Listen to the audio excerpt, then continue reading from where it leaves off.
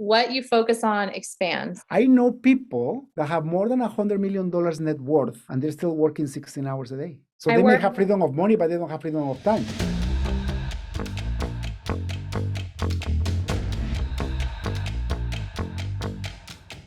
Welcome to the Break Free podcast. I am your host, David Mancela. Today we have someone with us very, very special. The way she's running businesses and the way she's blessing the world with her expertise is actually incredible. She's allowing people like me, high-level entrepreneurs, to achieve through others, and she's finding those special others, and the results are incredible. So, Emily, welcome to the show. My honor to be here. Thank you for having me. Emily, let's start with your background. Can you tell me your full name, where do you live, and what do you do for a business? Sure. Emily Morgan. I live right outside Philadelphia in New Jersey. My business is Delegate Solutions, and we've been in business 15 years. And we are a delegation company, so we work with entrepreneurs and their teams, help them figure out what to delegate, how to delegate, and then systematically put a team together to pull those things off their plates. And that's music to my ears. You know, every morning when I wake up, the first thing that comes to mind is, what do I need to delegate today? Really? That's Yeah. incredible. Before was what do I need to do today, right? Now it's like, Mhm. forget it. What do I need to delegate? Like, who can do the job better than I can so that I Yep, have more time to do the things that I'm best at, if that makes correct. sense. Yeah. You're asking Dan's Emily, favorite question of who, not how. who not how? Yes. Emily, so you've been doing this for 15 years. Yeah. Do you know that 80% of businesses fail within 2 years? And more than 95% of businesses don't make it to 10 years. Yep. So And you're a very special breed. thank you. For women-owned businesses, those are even stark, more drastic data points for sure. Incredible, eh? Wow. So let's look back. I want you to travel back in time to your last year in high school. Oh, Where wow. were you at, and what were you thinking about your life? It's a major fork in everybody's life after getting close to graduation. Yeah, so I was raised by teachers and public school teachers, and always thought I would be a teacher just because it was like my pedigree to do so. And really was never exposed to business or had any sort of understanding of business, what it meant to be a business owner, an entrepreneur. So when I was graduating high school, I was thinking I was going to college to be a teacher. And that's sort of the path that I set out on initially. Did you actually went to university to try to achieve that? So I had a curvy, turvy path from there. So I started out getting my bachelor's degree, and I went to a college nearby, and I thought I would be a German teacher. And then I realized, hey, to be a German teacher, I need to be able to go to a school that has a degree in German. Like I needed to learn more German. So I had to transfer schools at that point.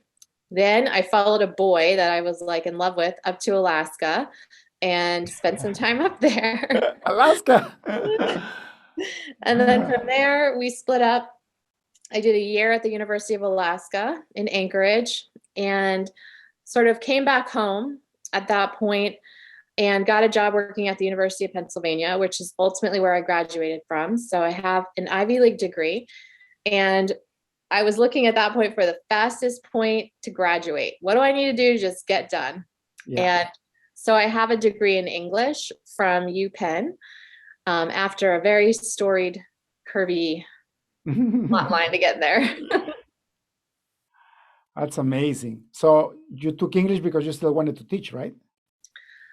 Well, Or at not? that point, it was the fastest way out. And it gave me the option, I think, to teach later on if I wanted to.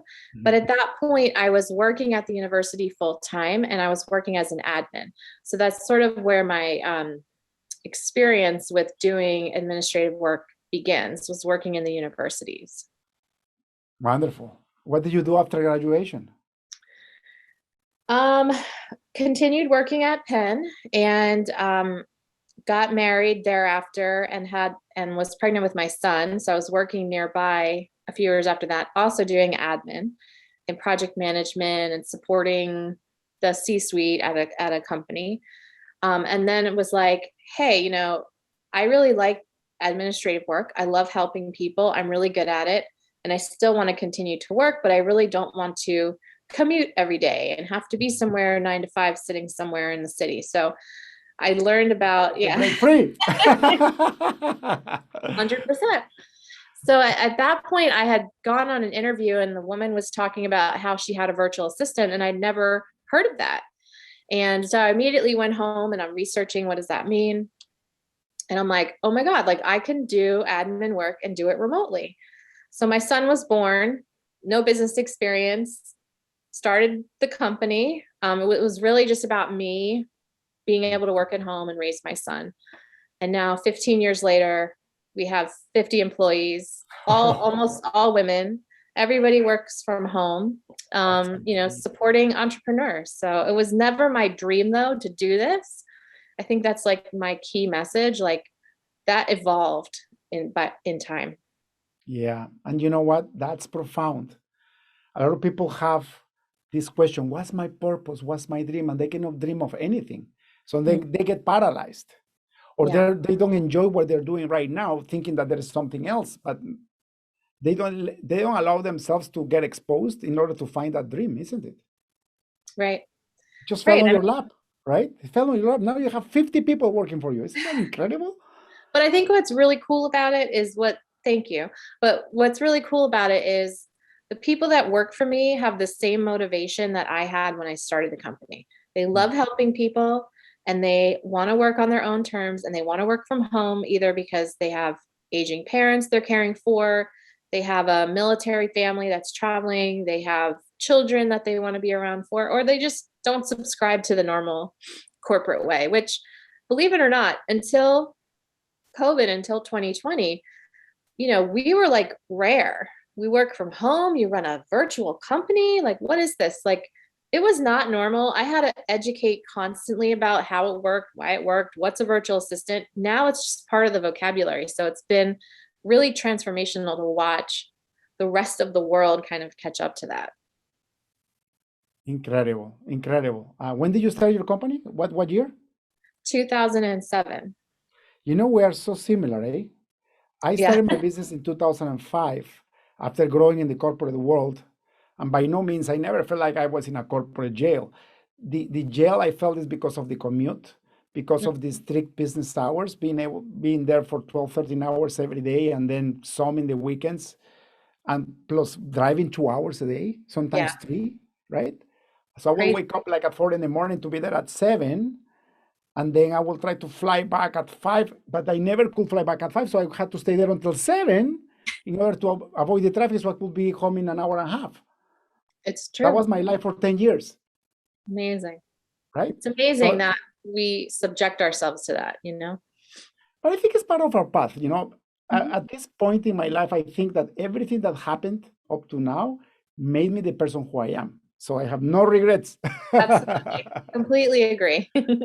Right? So I started a business because I was always in the software world, and I saw my developers driving an hour or 2 hours to work just to sit at a computer and talk to nobody. Hmm.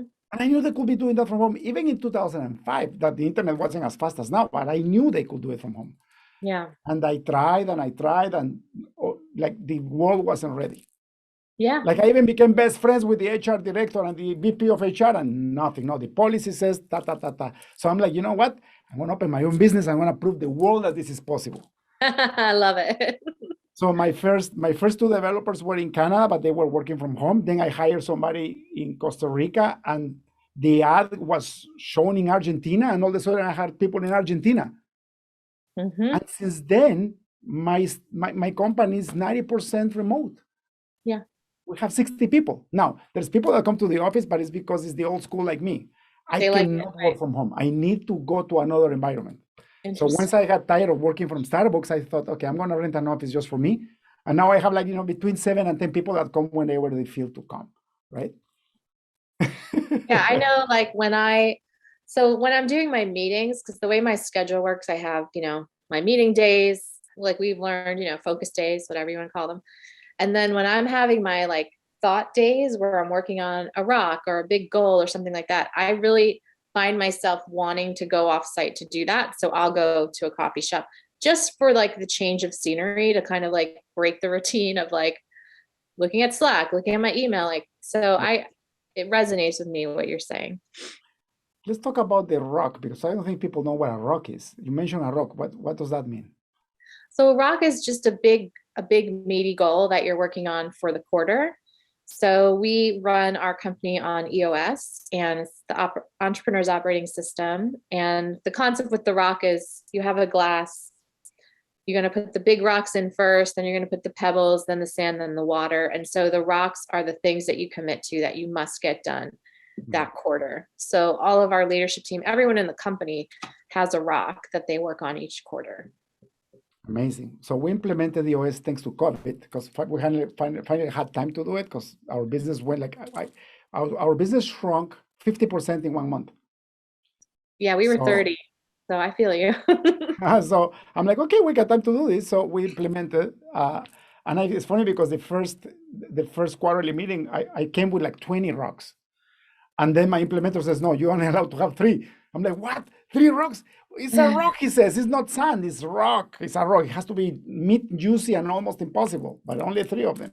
So they had to bring me back, you know? 20% of your time. And they're even teaching, what I've heard recently is visionaries shouldn't have rocks is like a theme I'm hearing too, because we're kind of all over the place. So next quarter, we have our quarterly coming up in a few weeks, and my book is coming out. And so next quarter, like my only rock is probably going to be promoting the book or something, like it, because I know I'm going to be moving and all this other stuff is happening. So I'm going to take one. I like having at least one. Let's talk about culture. Because one of the most important things in a company like yours and mine is how do you build a culture? How do you make people like each other if they're not in the same environment every day?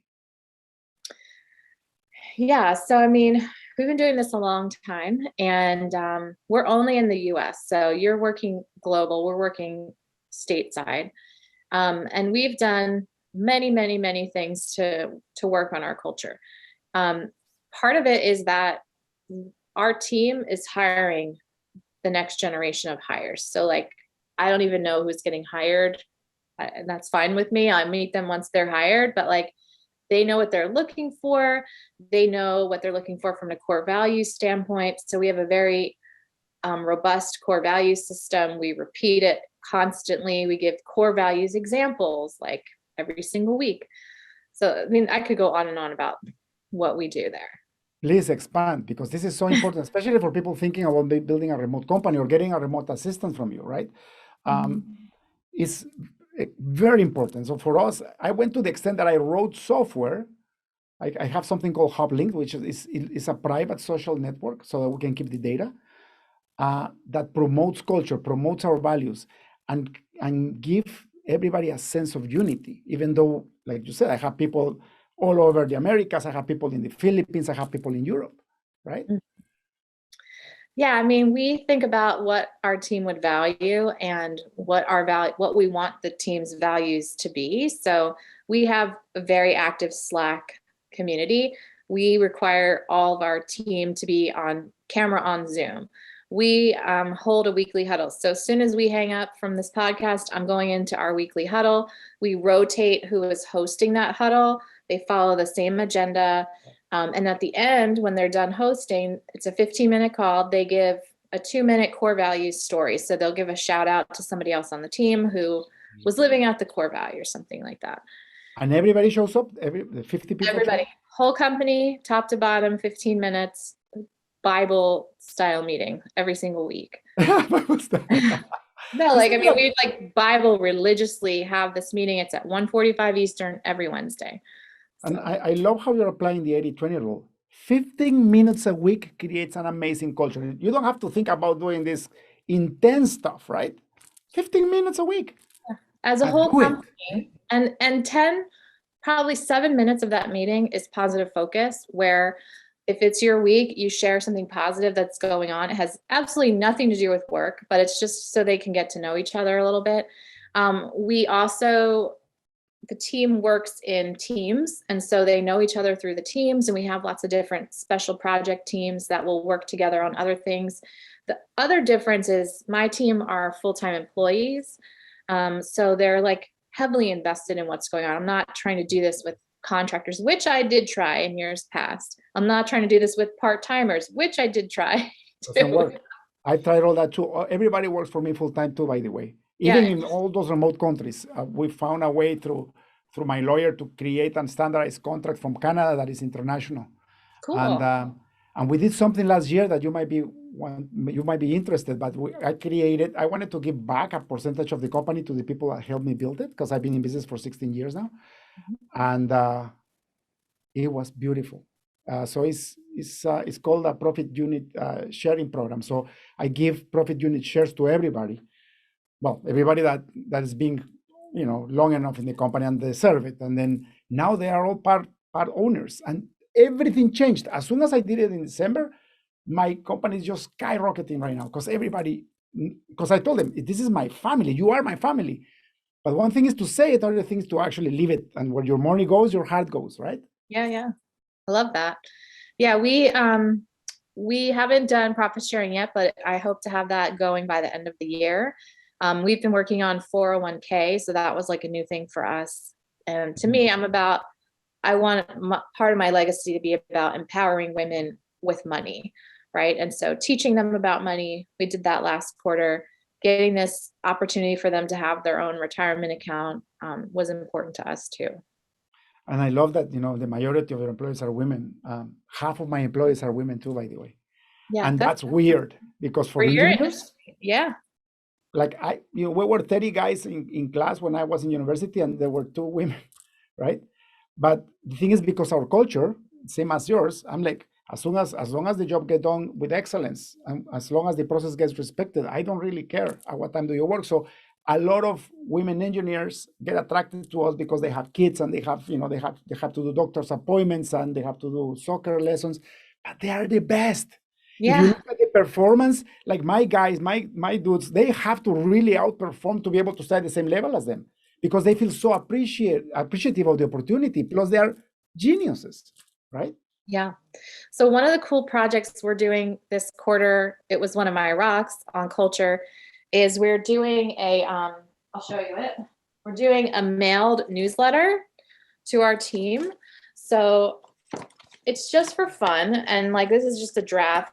It's not Nice. printed yet, but we have a little committee. And so we're going to be mailing out this little company newsletter every single month. And it's just about the team. So it's about their pets and their favorite things and Beautiful. awesome client stories. But I really wanted to introduce a tactile side to working here, Mhm. So that's why I'm like, I'm not going to do an email. I'm not going to do a Slack. It's going to be a mailed thing.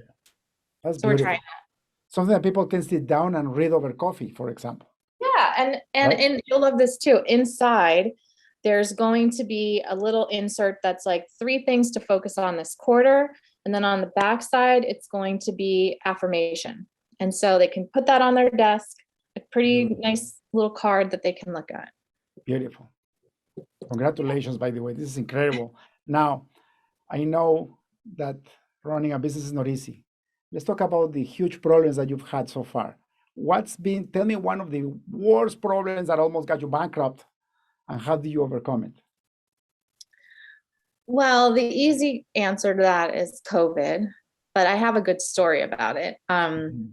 And if you want to go into something deeper, we can. But with COVID, like you, my business was like 30% overnight, within a few weeks. And so I was crying. My CFO was like, you need to lay people off. I'd never done that before. I didn't want to do that. I was like really upset. And so I'm part of EO, which is Entrepreneurs Organization. And all of a sudden, this guy in my EO chapter texted me and was like, hey, how quickly can you add 50 admins to your team? I have an idea, right? Like, I didn't even barely know him. But like in that moment, it gave me hope, which was like the only thing I needed to get through the next day, which is when PPP got approved and I didn't have to lay anybody off and it was fine. But it was that moment of like, I needed hope. That's all I needed as a leader, was to feel like, okay, we can get through this. And that's what I got with that interaction. It's beautiful. Yeah, with me, I really thought about laying people off, and I'm like, you know what? We have some cash flow left from last year. Let's use the cash flow and see what happens. Government gave us a nice juicy loan that took us until June, and in June, I got back to normal. By December, I was already growing again. Same. We're on the same, the same path. But it was that moment of time. And I think like my big takeaway to your larger question is like, as a leader, to go through those things and to always look for the learning of what you're experiencing has been a big takeaway, especially as I step more and more out of the company and it's really running without me. I'm always asking, what did you learn? What did you learn? This messed up. What did you learn? You know, like, and that just that mindset, and then the ability to kind of feel like we're going to get through this and have seen us get through it time and time again. Like, you build confidence that way. Beautiful, beautiful. Now I can see why you're so stress-free. You look like a free person, right? Because now you're on the business or in the business, right? It's an example, honestly. Like, I know people that have more than $100 million net worth, and they're still working 16 hours a day. So they may have freedom of money, but they don't have freedom of time. Yeah. Does that make sense? I work maybe 30 hours a week. I mean, I don't know who's listening to this, but it's minimal. And half that time is spent on ideas, brainstorming, collaborations. On the vision, right? Things I like, you know?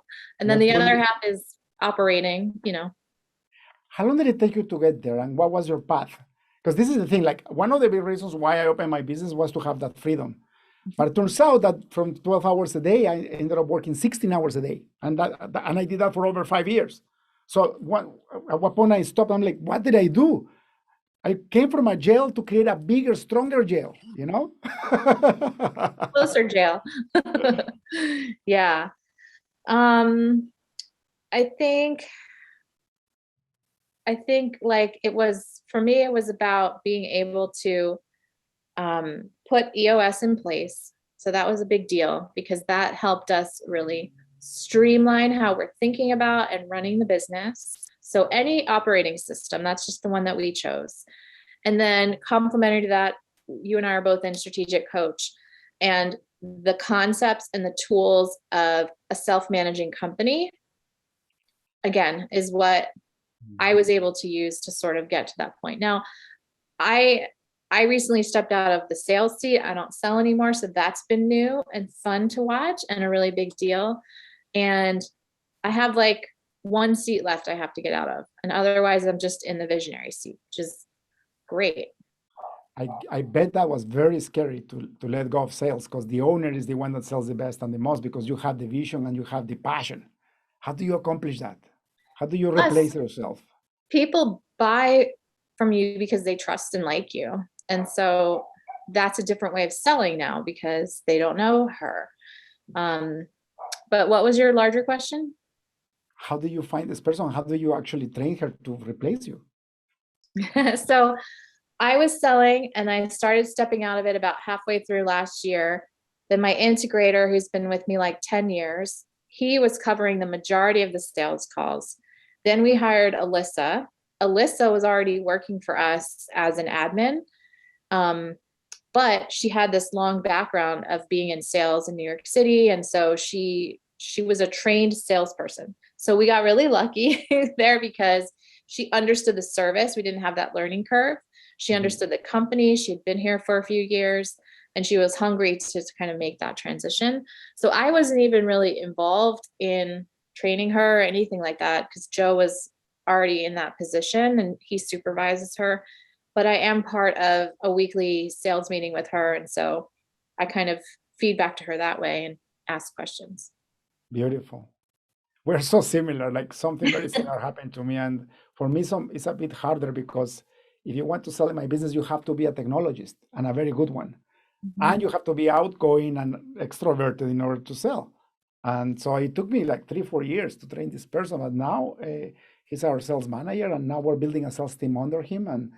And the only thing that I do, as to your point, thanks to EOS, right? I only do one sales meeting a week, and that's my most important meeting.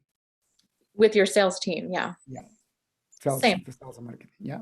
Same. But like I still get the leads in, and we just have a process of how great, happy to introduce you to Alyssa, and here's her link to discovery. Yes. Let's That's talk about that. How do you generate leads? almost all referrals.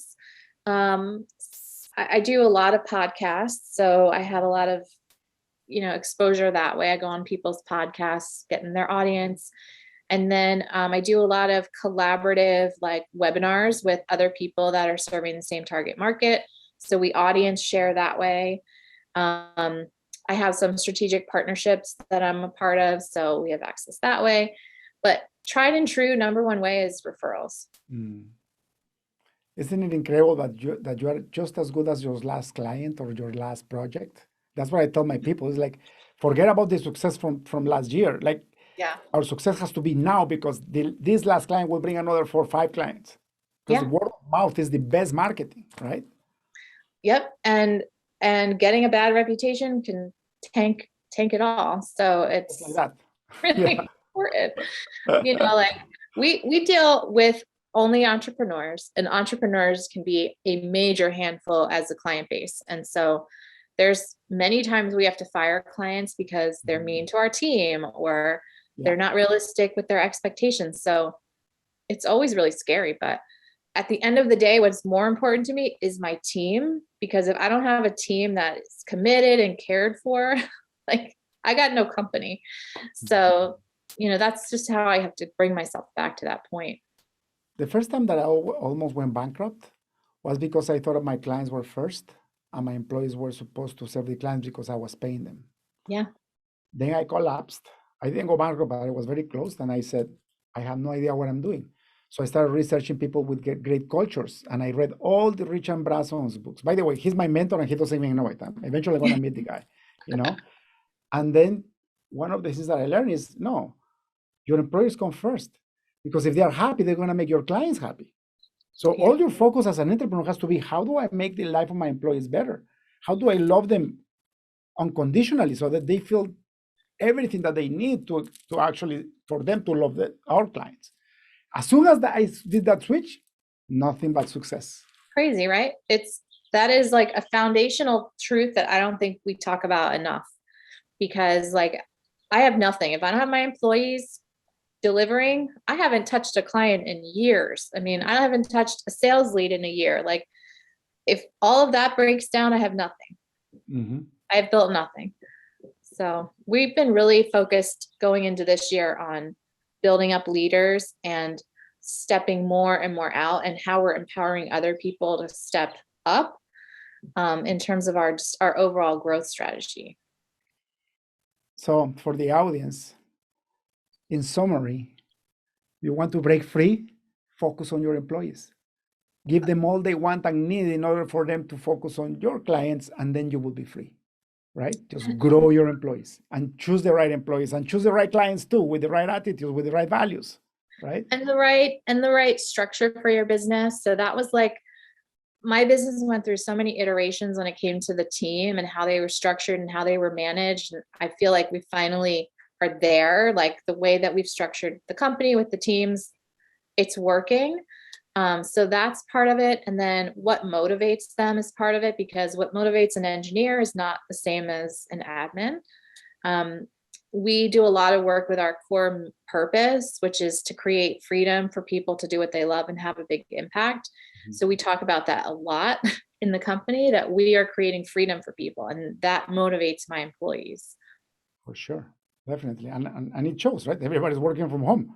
Mm-hmm. It's amazing. Which used to be made us different, but now we're not different. And so that's been a shift from an employer standpoint too, because suddenly now I'm competing with anybody that will hire. Now it's a standard, right? Now it's a standard, right? Yep. And companies that will force their employees to go back to the office, they will eventually disappear, because people are not willing to take it anymore, because COVID proved that It's this commuting nonsense was not necessary. You're It was right. actually hurting the environment, right? You're right. You So know, I the think gasoline in Canada is almost doubled, and I'm spending less gasoline this year, less money in gas than I did 3 years ago. yep. Yeah, I think I mean, I just remember everybody was so scared. And I remember coaching a lot of my peers because they never had remote teams. And so just we did like free webinars on how to run a remote company, just but like to think that they expect people to come back like they used to, I think is just unrealistic. And you will lose your employees over it. For sure. So you mentioned you are about to publish a book. Tell me about your book. Yeah. So my book is called Let It Go, and the subtitle is How to Finally Master Delegation and Scale Freedom Across Your Organization. So it ties to our core purpose of freedom. But the book is broken up into 3 parts because a lot of the work I do on delegation has nothing to do with how do you delegate to somebody. It has to do with the mindset of why we don't want to let go, why we struggle with it, what are some of our self-limiting beliefs around why we don't maybe deserve help, or our sort of value and worth is tied to how busy we are, and sort of recognizing that. So part 1 is about mindset. Part 2 is more of the technical pieces of how to delegate. And then part 3 is about, now that you have figured out how to do this, what if you can cascade that through your whole company? And now your team is elevating their time. Now your team is making more of an impact. Suddenly your company is more efficient and more impactful than you ever could have been before you implemented this delegation system. So that's what it's about. That's amazing. You're changing the world with that. So thank you for it. When can we expect to be able to buy the book? I believe at the end of May. So a couple more months. It's in the final stages of publication. Beautiful, beautiful. Thank you. One last question. I'm very conscious of your time, and thank you for being here, by the way.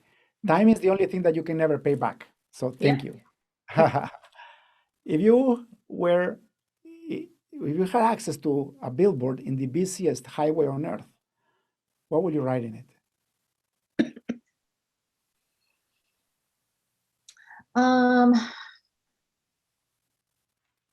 So one of the things I've been saying to myself recently is probably what I would put on it is, I believe I can, so I will. And I think that that's like Amazing. such an Yes. affirming statement. And it just really shows like, it's all about where your head is at, It's not about like what you have or you don't have. It's about how you perceive what you have and don't have. I believe I can, therefore I will. It's so profound. And it goes hand in hand with one of my best sayings. You know what I say all the time? The observer creates its own reality. Yeah. What you focus on, that's what energy flows, and that's what grows. And you choose. That's why I don't watch the news anymore. Yeah. I don't get into like my social media activities is only to bless the world with positive messaging. That's it. You're doing it. Yeah, I say that all the time too. What you focus on expands. And I say that in my meditation practice, my affirmations practice. So I think, I now have 15 years of reflection of like, I believed I could, so I did it, which helps me sort of embrace that mindset. But I think even just getting clear with yourself on what it is you're trying to do, and then being able to visualize yourself doing it. And then all of a sudden, you already did it and it's already behind you. You're on to the next thing. And then taking a minute to celebrate when you do, Yeah. We need to have that gap, isn't it? I used to suffer from that all the time. I would reach a goal and, okay, let's go to the next one without even realizing what you accomplished. Now we make sure we have a gap and we look back and we say, oh my God, thank you. Let's celebrate. Right? Great. So important. And most people don't do it. Yeah, every time we add another million to our revenue, I have a big party, like with my family, and like we celebrate it, because as a women-owned business, the stat of being able to do that is like nothing. Yeah. It's nothing. And it's not like, oh, I'm so great. It's more just like, hey, this is a really big deal and we should acknowledge it and celebrate it. It's beautiful. You know, after meditating for so many years, I have come to realize that a lot of the things that I was able to accomplish in my life was doing it by using matter to matter, meaning I was using my health and compromising my health to create abundance. And now I'm in this flow where what I do is I create matter with energy, and it's through the power of attraction and manifestation through meditation and through others. And you are right in the same spot. You're right on the flow. I have this little sticky on my desk. I'm staring at it while we're talking about it. It's like, it tells me what our monthly revenue needs to be to get to this number. And then under it, I say, yes, we can. I just stare at it. Beautiful, So, beautiful. and I mean, that's just a monetary example, but it's the same principle. Everything. Or whatever you want in life. Yeah. Emily, thank you so much for your time. If people want to find you online or they want to hire an assistant from you, where can they do that? Yeah, thanks. DelegateSolutions.com. Beautiful. Thank you so much. You're always welcome to come back when your book is published. For sure, I will ask you to come back and we'll just talk about the book because it's going to be amazing and you're changing the world. And thank you for bringing opportunity to women, because we still have to balance this out. And you're doing it. I'm doing it too. And it's because we think we can, so we do, right? Blessings. That's all for today's episode of the Break Free Podcast. Head on over to iTunes and subscribe to the show. Starting your own business can be tough, but it doesn't have to be. Visit davidmansilla.com to pick up a copy of the #1 international best-selling book, Breaking Out of Corporate Jail. Expand what you consider to be possible and reach your full potential. And join us on the next episode.